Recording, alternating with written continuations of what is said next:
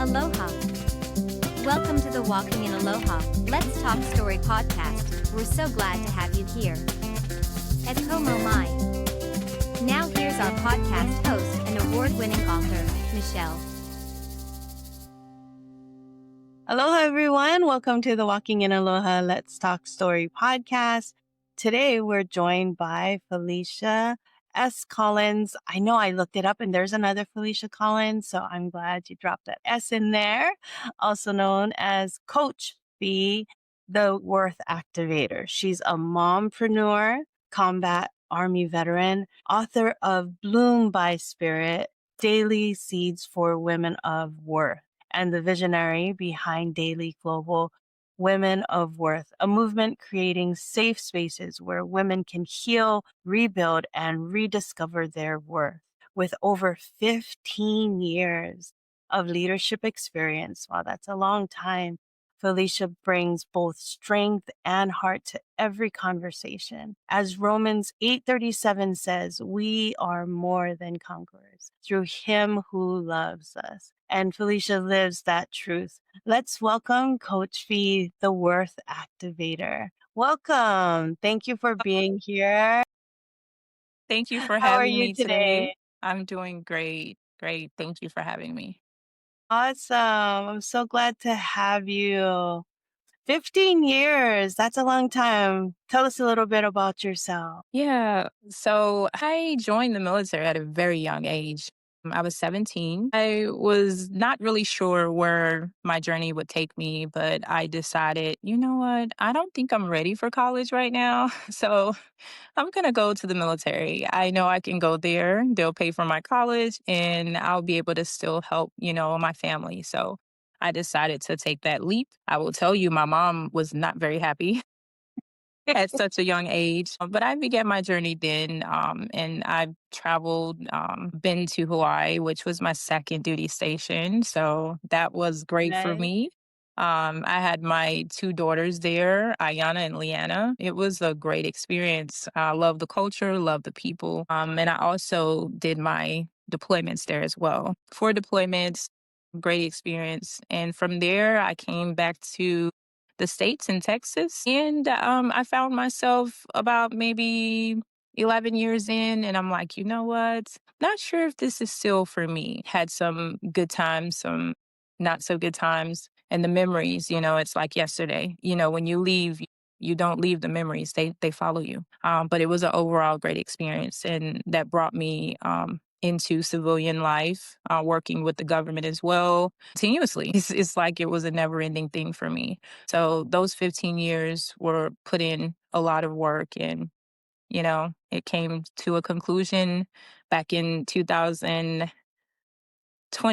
And now I am a mompreneur and I'm building my businesses, hopefully helping other single moms and women do what they love to do and serve in their purpose. That's so awesome. And I love it that you came to Hawaii and experienced the culture here in Hawaii. I always tell people that, aloha. I use the Aloha Always Framework, but aloha has so many different meanings, especially here in Hawaii. I was born and raised here, and we were taught to live aloha because it's not just hello and goodbye. Aloha is love, aloha is respect, aloha is gratitude. And I tell people, when you know aloha, when you lived aloha, take it with you and spread that around. But the way that I use aloha and the way that God has given me aloha is that when I wrote my book, Walking in Aloha 5 Steps to Living Your God Potential Life, I didn't know how to write the book at first because I've never written a book. It's like, Lord, if you need me to write this book, you need to help me. And so I asked and I said, what do I do? And he said, I gave you everything in aloha. And I said, how is that? So I started writing, and it was through the affirmations and actions, leadership and love, overcoming obstacles, health and healing, and the acute awareness that I was able to go from that hurt and that feeling of being silenced and powerless to where I am today. And now I do what I do and I help other people to have a voice.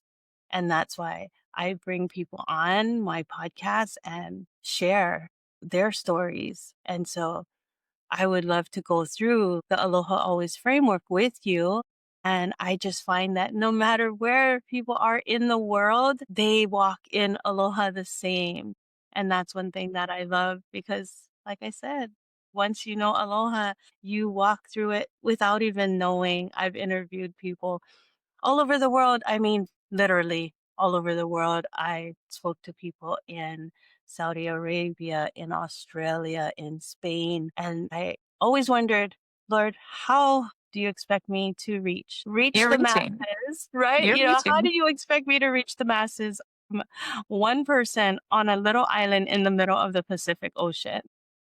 And this is how he's shown me how I'm doing it. And I thank God for that. So now we'll do the Aloha framework with you. And I thank you for that. Oh my gosh. I'm always so excited to hear everyone's story and how they walk through Aloha. So let's just jump right into it because I'm so excited to hear your story. Affirmations and actions. Okay. First of all, when we start with affirmations and actions. Okay. How have you? Often people talk about that, right? So you often talk about moving from survival to truly living. What daily affirmations or actions help women start believing in their worth again? Okay, because I know for myself, going from that place of domestic violence, that takes a lot of your worth. You feel absolutely worthless. You're like, how did I get here? So how do you help me? Like you, it's kind of a sensitive area. For me, there's multiple areas, but I will give one specific for myself. I had a situation where when I was in the military, I was a soldier still, and I had an issue. I reported the issue. Nothing was done about the issue. I'm just summarizing this. So I don't want someone else out there may get a glimpse of this. And what I ended up hiding that came to light after I got out the military was MST, military sexual trauma. So for me, I was very numb. Uh, I put it in a box, put it on a shelf, and when I had an incident with my daughter, it resurfaced and I had to deal with it. Very painful. But I think what changed my perspective on that was just writing, journaling down my feelings, all of the things I felt. I put it on paper because I wasn't able to speak it, but I lived it. So I started writing. With that writing, I began to wonder, am I supposed to help someone else with this? Why is this resurfacing now? Did I do something wrong? All of the questions, all of the things that we ask ourselves. And for me, that was more of me realizing whatever happens to you, it's not a thing of it's your fault or not. It's just understanding and owning, those experiences are what shapes you and they are a part of your identity, whether we choose to own that or not. They still make you you. And that was the first step for affirming that for me in the change because I had to realize this is a part of me. What I'm meant to do with this may not feel comfortable, but sometimes, God does not give us things for us to be comfortable. Sometimes things happen in our lives for us to share with other people, for them to know that they're not alone, for them to know that they're not broken. So for me, that was the biggest step. As far as affirmations, I had to find my worth again. And it is honestly a daily walk. But for me, that was the first step. And then finding community, a group, or talking to other women. For me, at that time, I was a single mom when this popped back up in my life. So I began to talk to other single moms and share, that sensitive topic. And you'd be amazed to learn how other people are going through other things similar to what you're going through when you're not afraid to speak up about it. And I think as women, we have to respect that with each other and know that, wow, everyone has a story, as you say, Michelle, and a lot of the things, when we talk and open up, we find that we have so much more in common than what we think.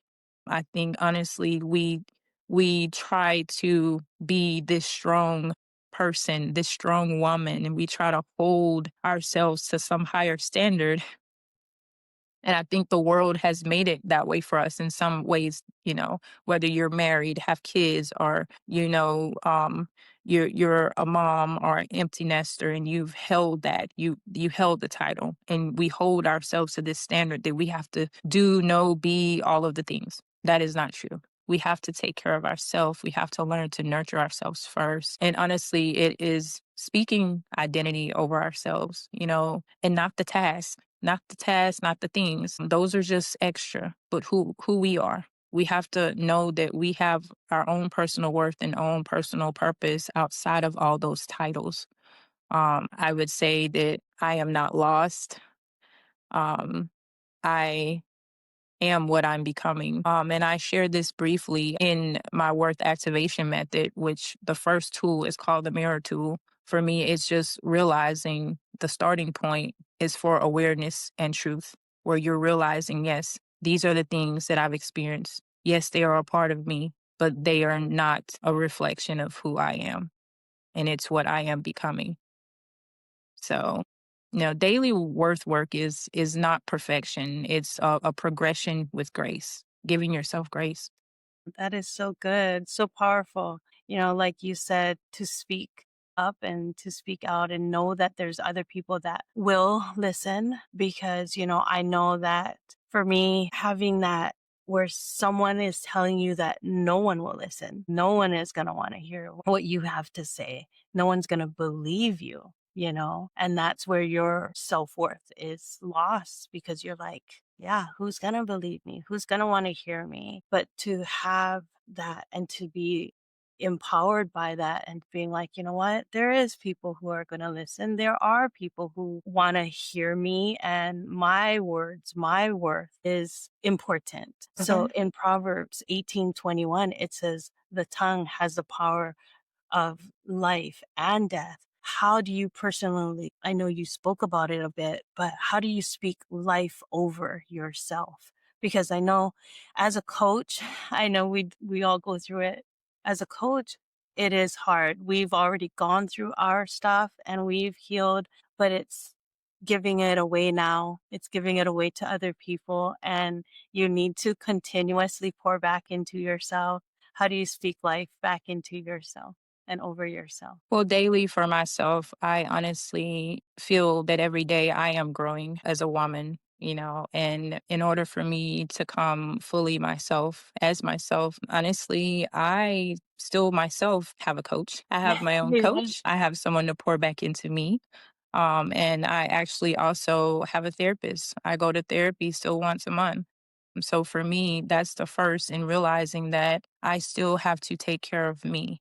And that is the way I choose to do that. I've started back writing. I still journal. And a lot of things have changed in that aspect for me because I looked at it once upon a time as some sort of weakness. But honestly, if we're all pursuing this walk of our purpose, we have to know that we need help along the way. And nothing that we can truly do can be done by ourselves. So that is very important to me. I have my faith, prayer is definitely a top thing for me. I do that most of the times before I even decide to do something or engagement, or I just, pray over it and ask for God's guidance. That's very important. And I had like a simple faith, kind of a rewiring of faith when, this may have happened to you before where you knew you were supposed to do something, but you second guess yourself. I think sometimes, that's more of you becoming to terms to be able to speak life over yourself. Speak the positive things, speak what God sees you as and what he's called you to be. That definitely does help because, just because you're speaking life over yourself is not saying that you're denying, the pain or what you've endured either. I need people to understand that. But I feel, like you said, our words have the power. I honestly believe our words have the power to heal or otherwise. And it starts with your belief. What do you believe about yourself? And honestly, if we're believing, those positive things, we need to speak more of it. Even if you feel shaky or afraid inside, and that is totally normal. I need people to know that is normal. But how we speak the things about ourselves, it kind of is a reflection of what could be or what could not be. if that makes sense. Yeah. Because, you're basically declaring your purpose through your words that you speak. And like you said, honestly, I believe that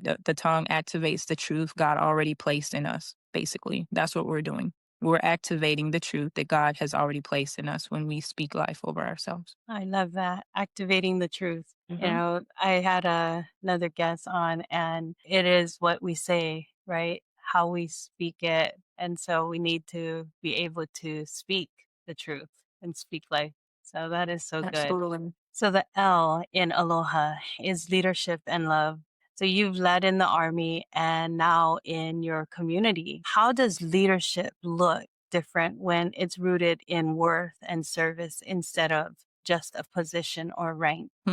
For me, I would say this was a kind of tough transition for me. And to be honest, because for so long, you're in the military and you're getting all the things, you're supposed to do, just show up and do. And I managed to do that very well. I followed those orders very well. But it's now like, okay, there's no more orders. What am I doing? How am I performing this? So yeah, I think honestly, now it's rooted from my personal experience. It's rooted from my worth and me giving my service to other people and servicing them. That is how I lead. By example, by sharing my journey, by sharing my story, showing them that if I can do it, they can too. And it's now about the serving and empowering. It's no longer about the command and the control, if that makes sense. There's no more command, there's no more control.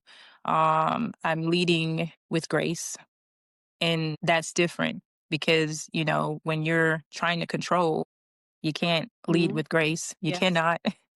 I'm just here sharing and allowing my grace to lead, me. And, we have that grace through God. He gives us the grace. He gives us, that's how he shares it with us. And I think it's not about the ego. A lot of things with leadership sometimes can be about, ego or trying to be this or the expectation of trying to be at a certain caliber or level for other people to look at you a certain way. None of those things really matter anymore because I don't have anyone that I need to be concerned about, but God. And he is my command now. Not that I've not ever taken orders from him at all, but the point is, there is no repercussions for what I'm doing now because I'm sharing my story. Whether it resonates with everyone or not, it's still mine. And I'm building this in purpose and sharing it with everyone because I'm being obedient to what God has told me to do. And that makes a huge difference as well. I would say that I'm leading with empathy now, leading women to wholeness and not perfection,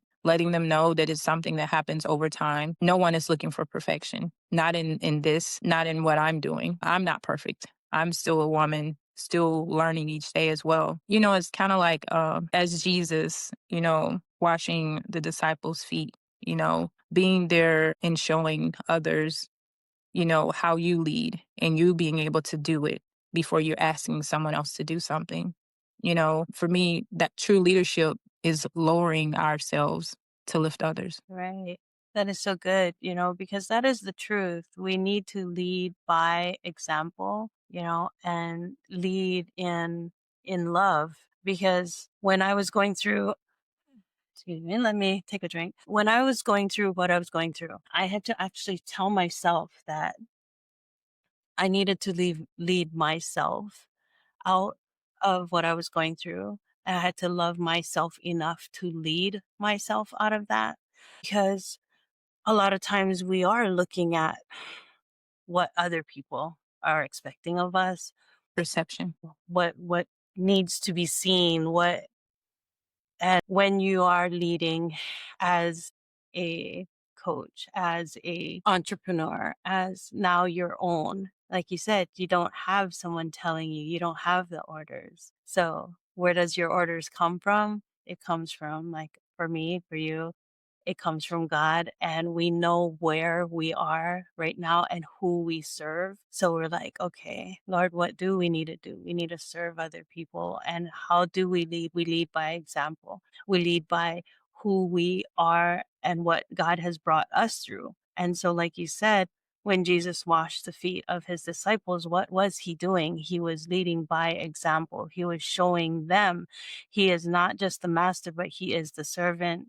He will serve and follow me as this way, right? So you're going to serve other people, and you are perfectly fine to be the one to wrap the towel around yourself and get down on your knees and wash the feet of another person. You are Yeah. perfectly fine to do that, no matter what level anybody else looks at you as. Because what did they say? They were like, no, master, you are not washing my feet. you, you cannot, you cannot possibly do that, but he said, if you don't, let me wash your feet. Right. Because how else, if we don't do what we do, if we don't stay up late at night, Goodness. 1 o'clock, 2 o'clock, right? If we after the don't, kids are in bed.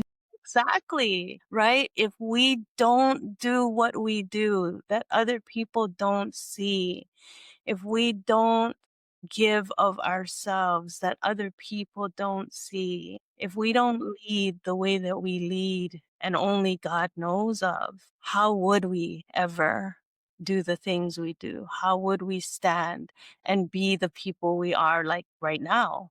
We wouldn't be able to.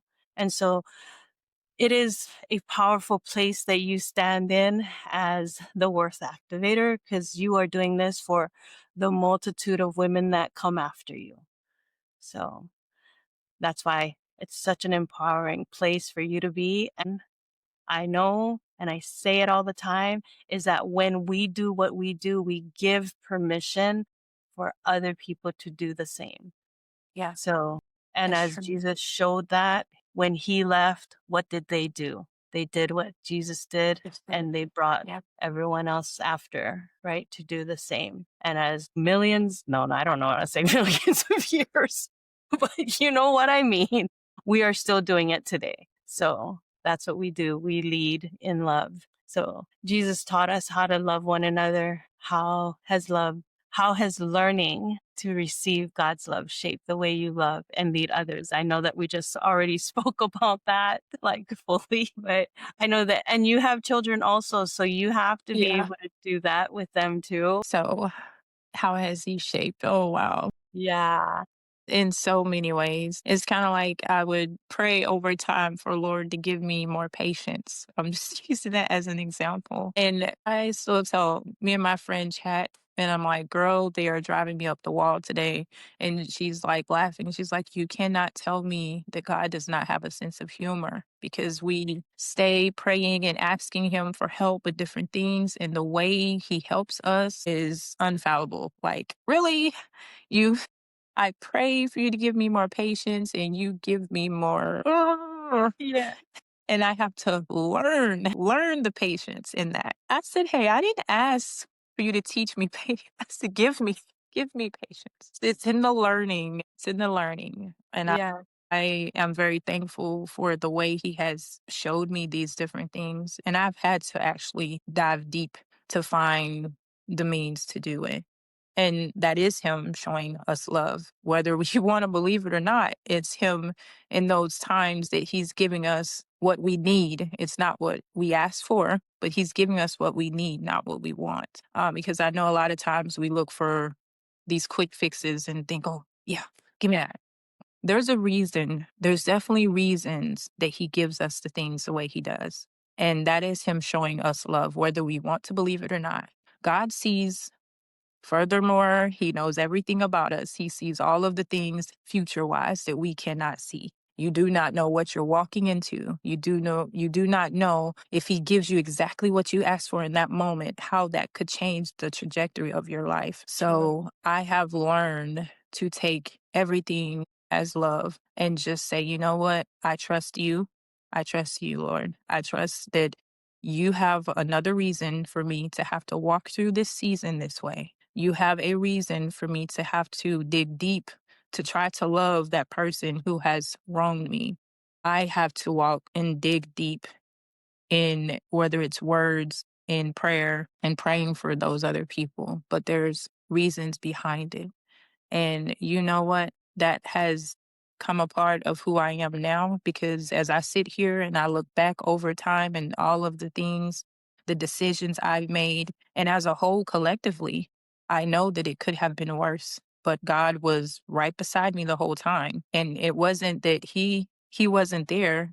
Sometimes we fail to listen. Sometimes we have that, urge to I want to do it my way. And guess what? He's still loving us through all those times. And we may not see it, we may not believe it, but to any person who's ever known that they shouldn't have done something or they shouldn't have been in that moment, you reflect back and you're like, wow, it could have been worse. So I thank God that I made it out that way. I'm thankful that I'm here now so I can share and tell that as well. Because I know a lot of things that are even going on now, a lot of people think like, where's God in this? Where is he? He's still here, and we have to remember, we definitely have to remember that it is not him who creates certain things because he created all of us in his own image. But what does he give us? What does he give us? The one thing where he does not try to change our decision. It is the reasonable knowledge to know that we have free will. He's given us that free will to make that choice. He doesn't try to persuade us. He's just there allowing us to choose. And what we have to know and what we have to receive, and we have to take that deep breath and acknowledge that accountability. Yes, you made that choice. So, and I don't know if anyone as a mom, I teach my kids, your choices do have consequences. Oh, they do. And as a parent, mothering or fathering your kids, you're teaching them. You're teaching them. And then so this is the same as our father. It's a learning process. And he still loves us just the same. So good. That is true. You talk about praying for patience. And as I was raising my kids, I did the same. And I'm like, oh Lord, just give me patience. And it was like, you have to realize that it is through trial that we learn patience. And I was like, oh Lord, I didn't ask for the trials. I just want the patience part. But he's No. like, how do you learn patience if I can't give you the trials, right? Uh-uh. To learn the patience. And I was like, okay, maybe I need to change my prayer. Lord, give me grace. Done that one too. So you start praying differently. Father, give me grace so I'm not like gonna choke my children. It's so funny, but as parents, we all know it. I mean, we can laugh about it, but I can tell you right now that if any parent they they would be, I would say, lying if they don't say that there's trials, because you know there's gonna be trials. There's gonna be trials, but yes, having to know that we can lean on the Lord, that we can have Jesus, and we can take that times of taking that breath and being like, Lord. And then you look back and you're like, thank you, Jesus. There's so many good times. There's so many times when you're like, wow, we've got through that. And now look at where we are now. And Exactly. now I have 8 grandchildren, Oh my and goodness. I see my kids raising their kids, and I do what I do now in that whole thought of I just want to leave a legacy for my kids and grandkids, Mm, and all the things that went on before, and the good and the bad and the ugly. Those are all right. things of the past. And we just lived through it. And we're like, I have to apologize for a lot of the things that we went through before because we don't have like care manuals for each child that's born, and they're all totally different and things will happen as life comes up. But you're like, Absolutely. no, our parents before us didn't have that either, Right. you know, They do and the they best they didn't can. have it. I know, right? The ones before didn't have it either. And we're all surviving and we're all learning. And that is the great thing because I see it in my daughter and I see it in my kids now that they're learning and they're doing, and I can honestly say, wow, they're doing better than me. And so if that's the way that it works, if that's the way that life works, and if that's the way that God works, then I am okay with that. That if the Yeah. mistakes that we made caused some ripple effect that we do better, then they do better, then let it be that it Yeah. continues that way and everyone does better after. And what we can do is continue to leave that legacy for them to go forward. Yeah. So good. So good. So overcoming obstacles. Just want to check. I don't want to have to skip anything because it's so good. It's so important that we go through overcoming obstacles. You face battles both on and off the battlefield. Can you share a moment where God helped you overcome something that felt almost impossible? Whew, okay. Because I know that we all go through something like that. So hard. Yeah. So it's a little sensitive. After I got out of the military, I would say I ended up going through a divorce, a separation, and that was very hard. And trying to find what's next for me as mom, as a divorcee, and my daughter had turned 13 and they were both the girls were they were going visiting dad, the summers. And yeah, it was a huge transition, I'd say. But my ultimate strength had to come in where I had to rely solely on just my prayers, my faith, and trusting God to walk me through that, what would be the toughest 3 years of my life. And during those 3 years, there was a lot of negativity talk and self-talk, self-doubt, in and out, just battling what my daughter has been facing and realizing that it came full circle, not because of anything I did or her father did, but just because she could not simply deal with the divorce. And it triggered so many emotions for her. It triggered so many emotions that we ended up going through this whole 3 years of non-communicative relationship with the girls and their father. And it was so very hard to deal with because in this 3 years, my daughter was diagnosed with schizophrenia, and I was just not accepting it at all. And I was just like, nope, this is not what this is. As a parent, you're like, I'm going to the doctor. I'm going to see another doctor. I'm going to this doctor. I did the test. I'm calling mom, his dad, my dad, anyone in the family have anything like this, because a lot of times doctors, diagnose, oh, this is something hereditary, nope. As a mom, I did all of the things. And I'm just like, why is this happening? What did I do wrong? Did I do, you're doing all the blaming, you're doing all the shifting and trying to find out, but there was no answers. After I poured and did all the things, and over these 3 years, me trying to work, me juggling this job, all ending up denied. Use your pension, use your retirement. No, we need you here. Well, my daughter needs me. And as a mother, your children are going to always come first, right? So yeah, I quit not one, not two, but three, all three. And I did what any mother would do. I needed a new outlook. I needed something new. I needed to still trust God. And I relocated because we needed a different lens. Yeah, a different lens is definitely what I got, but it got worse before it got better.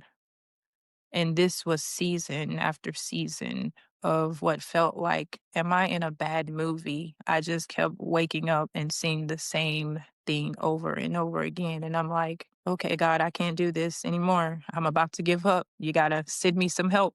You got to send me something. And I met someone in church, and she was sharing her story briefly, her testimony, if you will. And when she shared her story of what happened to her as a child, and I was just like, okay, God, this is her. This is gonna be the woman that's gonna help me with my daughter. This is gonna be the person that's gonna help me. And I was so thankful when I was able to just speak to her after church. Before I could even, it's like she just knew what I was going through. And she was there for me for those next years. And more ways than one. She came to my home. She prayed with my daughter. She just talked to her and shared her story. This was so tough. Oh, it was really tough because what a lot of people didn't know that knew me or knew of me, they didn't know the ins and outs of what really was going on and how deep this ran. But she was able to talk to my daughter and dig the root of the problem, dig up the root of the problem. And the root of the problem was my daughter was so shattered again by what happened with me and her dad's relationship that she began to internalize that there was something wrong with her, that there was something that she did wrong. And when I tell you, by the time she finished talking to her, walking with her, praying with her, my daughter started to change. And the changes I saw with her behavior, going from the worst you could imagine, or probably even worse than what you can imagine. Just watching her transition into a now back to herself, bubbly, outgoing, spunky, funny girl, who still to this day has memory lapses or memory issues. And thank God she doesn't remember a lot of the things that she did a while. I don't think she could cope with it. But where she is now is nothing like where she was. And I have learned to accept that as a mom, it is not my job to try to figure out the why. It is my job to still love, accept, cherish her just as she is. And that has been the hardest thing for me to do, regardless of the reasons of why, what transpired in those 3 years, or the why she would do certain things, or the why of the result of what happened in that time. Only God knows those reasons. And it is not for me to try to get those answers. Because in those 3 years, I was so wrapped around trying to find out the why. I was not realizing I am supposed to still just do the walking, do the growing, do the sharing with her, that you love her, that you care about her. She is seen, she is heard, all of the things that I should be doing as a mother. But I was so concerned otherwise of trying to figure out why this is happening. What did I do wrong? And I've had to learn to forgive myself for things. And I've had to ask her for her forgiveness, to forgive me for the things that she felt I should have been doing, that I wasn't doing for her. For me, that has been the toughest thing. And even the forgiveness of, you know, her father, I just am here to try to support her. And I've had to pray about the things that I can't control, and allow God to work those things out how he sees fit. And that has took a lot of courage. It has took a lot of time, a lot of prayer, and a lot of grace for me to give myself grace in those areas, because as a mom, you cannot compensate for every single thing. And I've had to learn that I cannot compensate for things that someone else does not do. And it is okay that I don't have all the answers. And it is okay that I can't control everything.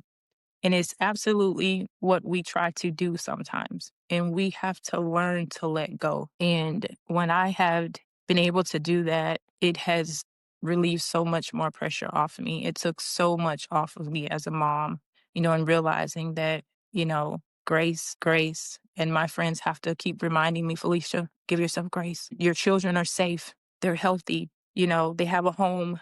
They have someone who loves them. They have someone who cares for them. And you are enough. There it is. You are enough. Yeah. And if I remember that and remember that's what God has told me, that I am enough, then I'm able to do anything through him, with his grace, with his faith, with my faith through him. I am. And as a mom, you have to know that. It doesn't matter what it looks like for anybody else. You have to know what you know. That was tough.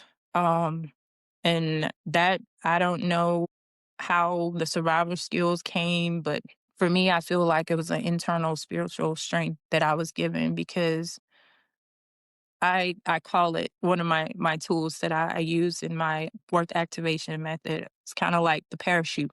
It's so weird. A parachute tool where, you're gonna fall. We all are gonna fall at some point, right? And what I find it is crazy how we do when we know we're going to fall. We're frantic. We're trying to figure out what's going to be like, or how am I going to land, or, all of the things. But that faith, the faith, Where's that faith? We have to remember to have that faith and keep that faith. Overall, the faith, we have to have the peace of knowing that God is in the fall. He's going to be in the fall with us. So imagine God being your peace in that fall and just letting go and just close your eyes and have the peace of knowing that He's going to guide you in that fall. There's no way of getting around the fall because the fall happens to all of us sometime in our lives. But we have to allow Him to be the peace in the fall. So powerful. That is so good. And I just love that, God sends his earth angels Mm-hmm. the times that we Yeah. need them, and having that person walk in and step into your life, into your lives at the time that she did, and it is during those times when we least expect it that you're like, wow, God showed up, you know, Yeah. changes your life. That changed your daughter's life, and you can see from that point till today that that made all the difference. And it was through that one person that stepped in, and I just love that because it happened with me too. I went to the doctor, and it was not even a doctor that I normally went to. And it was a new doctor. Went to him the first time, and he asked if I wanted the guy that I was with to come in, and I was like, yeah, and it was because you don't say no. You're not gonna say no, let him stay outside. Mm-hmm. But I said, okay. And then the second time, he knew that something was wrong, and he told him, you're waiting outside. And when I stepped in, he asked me, are you okay? And he knew exactly that there was something wrong. And I was able to share what I was going through, and it changed the course of everything else afterwards. And the same with you, how that one person stepped in and it changed the course of everything else afterwards. And it is just the way that I think God works in our lives, and how if we put that trust in him, and like you mentioned, the parachute. And I know that you're like, oh, it's crazy, parachute, but it is true. Yeah. And as a soldier, I mean, you must know about parachutes. But when I don't know anything about parachutes, but I know that you pack your own parachute. You pack your own chute. And in your walk with the Lord, it's a personal relationship with God. No one can actually, people can bring you to church, or like my parents, they taught me about God, my grandmother or whatever, but it is a one-on-one. Yeah, that is Yeah. what everyone needs to realize, is that your walk with the Lord is a one-on-one. And we can bring our children to church, and we can do all those things, and we can lead them. But all in all, when the bottom line hits, it It's a is personal, a personal. personal relationship, and you Mm-hmm. have to lean on him one-on-one. And so, Mm-hmm. yeah, it's that parachute. You need to pack your own chute, and you need to depend on him, because he is the only one that will be with you in that fall. And Yep. we're all going to fall, like you said. So, everyone listening here, you got to remember that you're going to fall sometime, and you need to pack your own chute. On the health and healing, the H in aloha. Healing is such a big part of your message.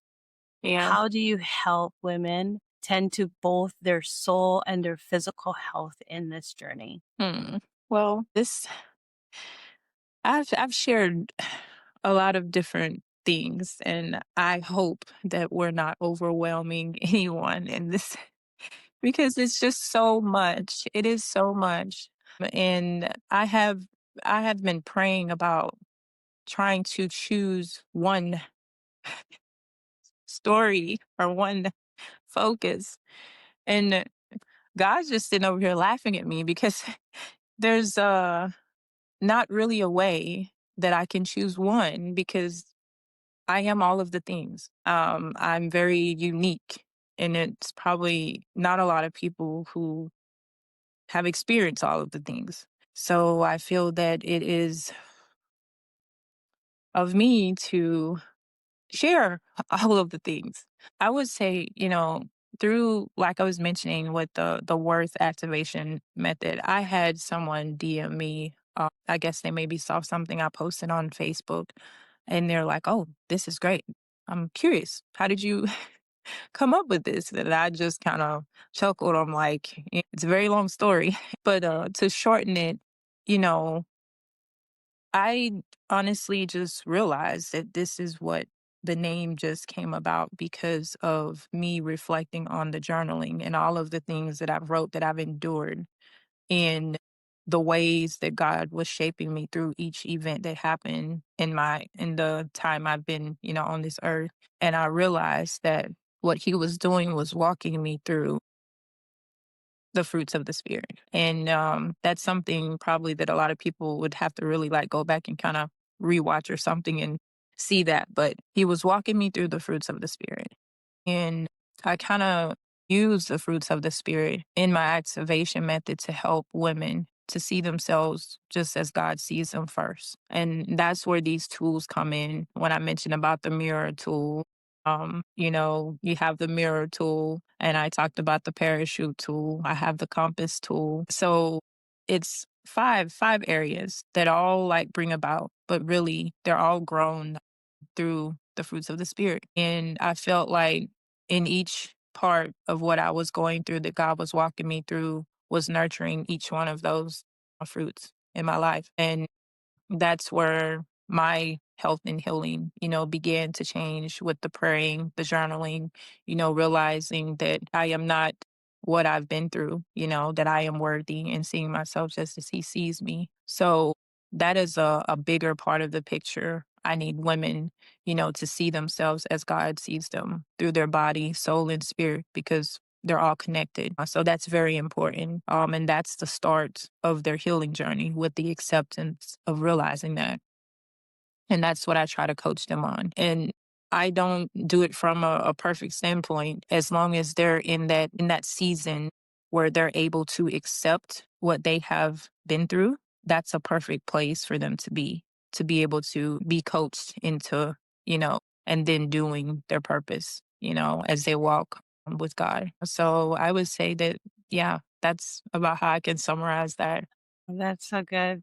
That is so good. Because, yeah, like there is a lot. And whenever I have anyone walk through the 5 steps of Aloha, the 5 pillars, they do bring up a lot. And it's true. There's no way that we can get everything in within the time that we have here.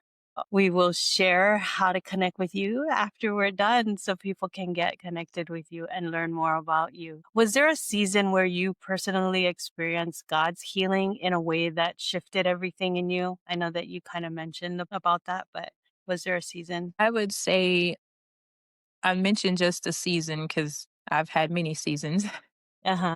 where he's constantly had to do those things with me. But I'll mention the peak season where the transition was for me and where I came to be how you see me now. That was more recently than a lot of people actually would know. My friend, 45, this past June, and I had already come to grasp that I needed to do what God had placed in my heart to do. I had already come to terms with that, but it was just me being a little, kind of like. So I ended up joining her in Dubai this past summer. And at first, I had no intention of going. I'm not gonna. I had no intention because I'm like, I'm a mom. I have 3 kids. I can't leave my kids home, you know. And she's like, I knew you would say that. So what'd she do? She paid for everything up front. And I'm like, what? So it's like I could You have to not go. go. I had to go. Right. So of course she allowed me grace and I just, paid her back monthly and she was like, okay, whatever. But I ended up joining her. And while there was so much going on, so many activities, so many friends and everyone there celebrating, I told her that I would not probably participate in everything. And she was just so happy that I was there. And she's like, oh no, take your time, come to whatever you want, enjoy. I'm just so happy that you had this time for yourself. And I'm so grateful and thankful for her because in realizing she has been one of those people that have been able to see in the backside of what I've been enduring and walking through in my life. So I'm very grateful to have her as a friend as well. But during a couple of those days, I sat. I remember one night just walking out on the balcony and just looking out and just taking a deep breath, and closing my eyes and then opening up and realizing I'm like, do you know where you are? Like, it was like, do you know where you are? Could you have imagined that you'd be able to be, in this country, in a different country, just, totally relaxed and just at peace. And for me, that was one of the moments that I was like, wow. It was more of one of those clarity moments where I felt God whispering, can you imagine your life like this?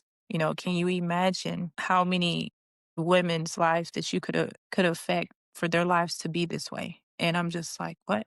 I'm like, what are you saying? And it was like, I've already given you the tools you need. I've already showed you what you need to do. And it was more of a clarity and a kind of like, I'm giving this to you again, that nudge. And I needed that second nudge. I needed the reassurance that he was going to be with me as he walked me through, those steps. Yeah, that is And so good. yeah. So that's where that all became. And I came back home, just I've been running ever since, it seems like. And I met people, women, coaches, speakers. I met you. And I shared that briefly when we first had this conversation. It was just like, God has the connections already lined up for us. Sometimes we just have to take that step, and we just have to go with it. But So he already good. has it lined. Yeah. So good because that just goes right into that acute awareness, the last A in Aloha, because right there, he showed you that acute awareness. He gave you that acute awareness. And you speak about, like finding your why and how can women become more aware of God's unique calling on their lives? Because right there, you found your why. You Mhm. found your, that aha moment in Dubai. So, how can women become more aware? How do you think women can become more aware? Of their why. Yes. Yeah. Our why is already within us. It definitely is. It's not something we have to go search for. I strongly believe it's something that we have to dig. And the why is found in your worth. And I always say your why is your worth. That is something I absolutely believe. And for those who might be like, what do you mean? Explain a little bit. Your why is your worth. Well, when things happen or occur in our life that we're not sure of why it happens, and we start to question ourselves, we start to build all of the things, that become burdens to us, and we carry those things, we carry those experiences instead of investing in that parachute and allowing God to, land us where He may. That's the first thing that I think a lot of us should have to do as a woman who trying to deal with those things. That's the first thing. And when we can come to terms with that, and some of us may need some help getting there, and that's totally okay. But that's the number one thing that needs to happen first. And we need to also envision ourselves as God sees us. That's the second. And maybe you could even reverse those roles, because you have to see yourself as God sees you first. And you have to accept and acknowledge that what has happened to you, that doesn't mean that's where you are. That's just what has happened to you. And you have to be okay with accepting that.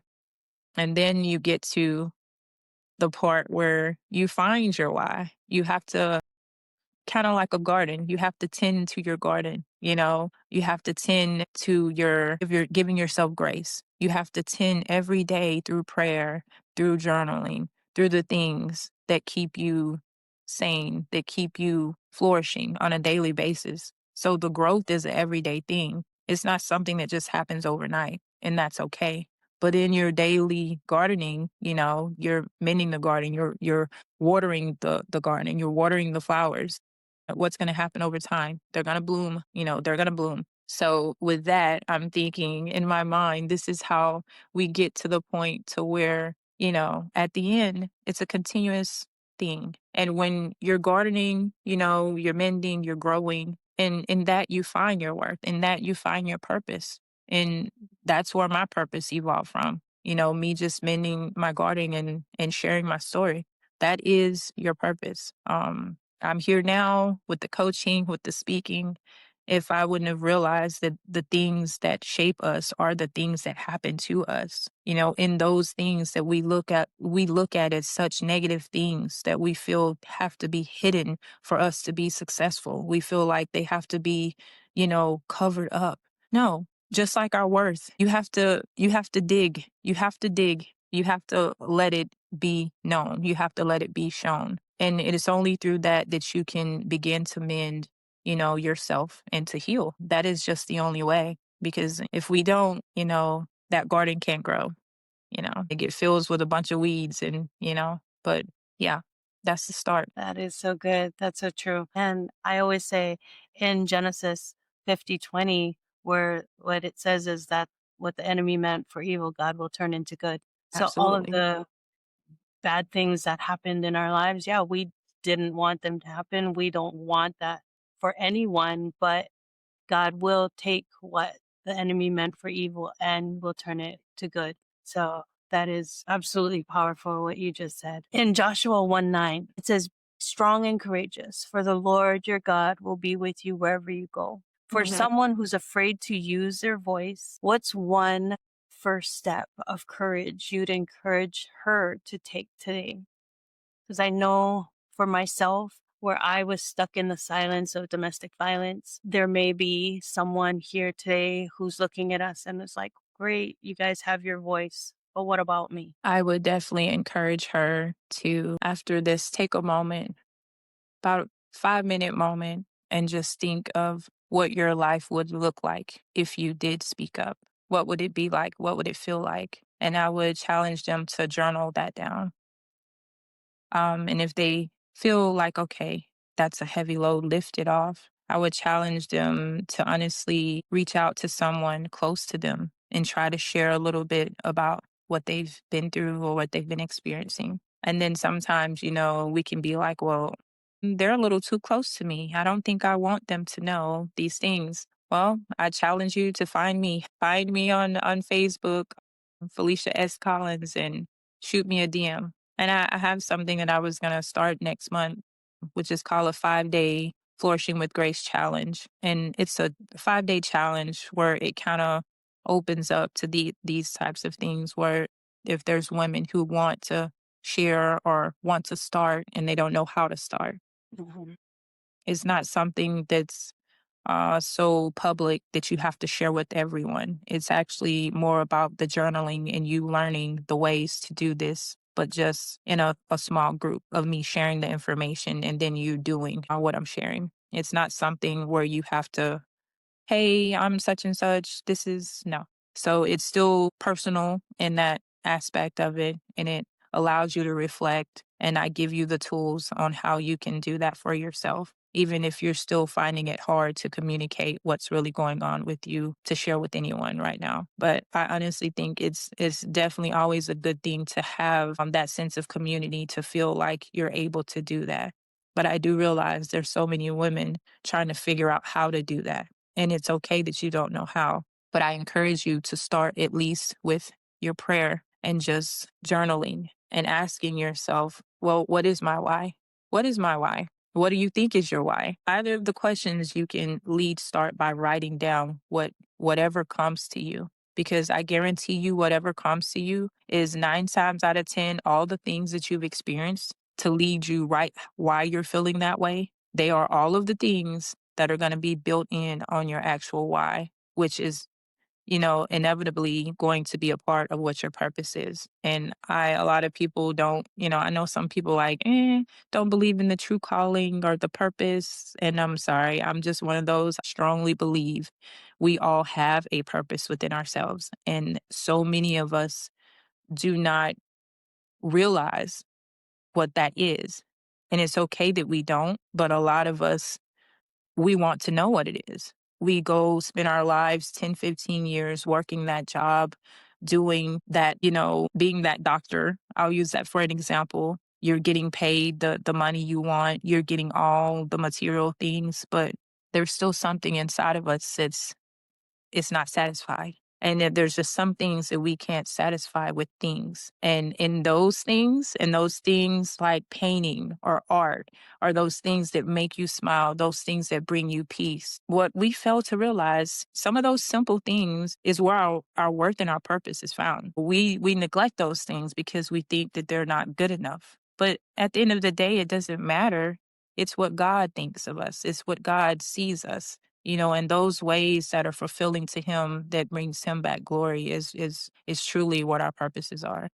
Yes, yes, exactly. We are created in the image of God. We are created by the creator to be creatives. And like you mentioned, art, and I believe that it can be anything, cooking, whatever you do to create, you are created by the creator. And so in his image, that is what we do. And so, yeah, to journal, and in Habakkuk 2:2 it says to write it plainly on tablets. Yes, So to absolutely. write it down, and that is such a good encouragement to have that, just to write it down, make it plain, and to be able to go back and look at that and say, this is what God is telling me. This is my worth. This is who he created me to be. So this has been such a great time with you. Thank you so much for being here. I would love to close us in prayer right now, if you don't mind. Heavenly Wonderful. Let's see. Father, we thank you so much for this beautiful time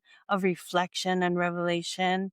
Thank you for the reminder through Felicia's story, Lord God, that no battle is wasted in your hands, Lord God, that you redeem, restore, and renew all things for your glory. Lord, help us to see our worth through your eyes, and Yeah. to walk boldly in the purpose you've placed within us. For every listener, Father God, every listener who's been carrying the pain, fear, or doubt, breathe new life into their spirit today, Yes, Lord. Lord. Let them know that their story matters, Father God, that their story matters, that healing is possible, that your love covers every scar. Yes, Lord. Teach us to walk in aloha with affirming words, with loving hearts, Father God, overcoming faith, healed spirits, and divine awareness of your presence in all that we do. We seal this moment in your name, Jesus,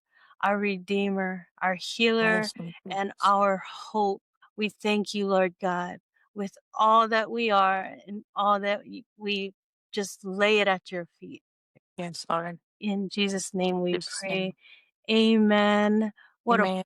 powerful, powerful time we had here with you, Felicia. Thank you so much for this conversation. Coach B, the Worth Activator, she reminded us that our worth isn't tied into our past battles, but to God's purpose with our future. Jeremiah 29:11 says, "For I know the plans that I have for you, plans to give you hope and a future." That promise was clear in everything that Felicia shared today. Thank you. Thank you so much. If you want to stay connected, visit Felicia at BaileyGlobalWow.com. Is that one still good? You're working That on it. is, yes, Working on actually, it. that is a valid website. It's valid. I just cleaned it out right now because I'm trying to update some things. But yeah, I Okay. would say Yeah. 24 hours, you can definitely go back. Okay. Yeah, I know we talked about that earlier. Sorry about that. The Instagram, um, at Bailey slash Bailey underscore. underscore global. I'm like, I always make the mistake of what is that one? Underscore Bailey Yeah. underscore global. And remember, walking in aloha means affirming your identity, leading Mhm. with love, overcoming obstacles, embracing the healing, and living with awareness, as we spoke about today. And like Felicia said, it is a lot. But we are here. She is here. Reach out. You are not alone. You're never alone. There are people who truly, truly want to listen. And like we both experienced it, where people tell you that you are not heard, that is a lie. It is a Yes, blatant lie.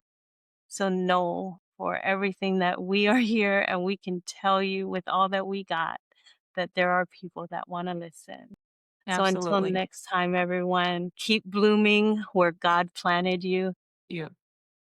God bless you guys always. And until our next Walking in Aloha Let's Talk Story podcast, God bless you and ahui ho. Thank you for joining us here on the Walking in Aloha Let's Talk Story podcast.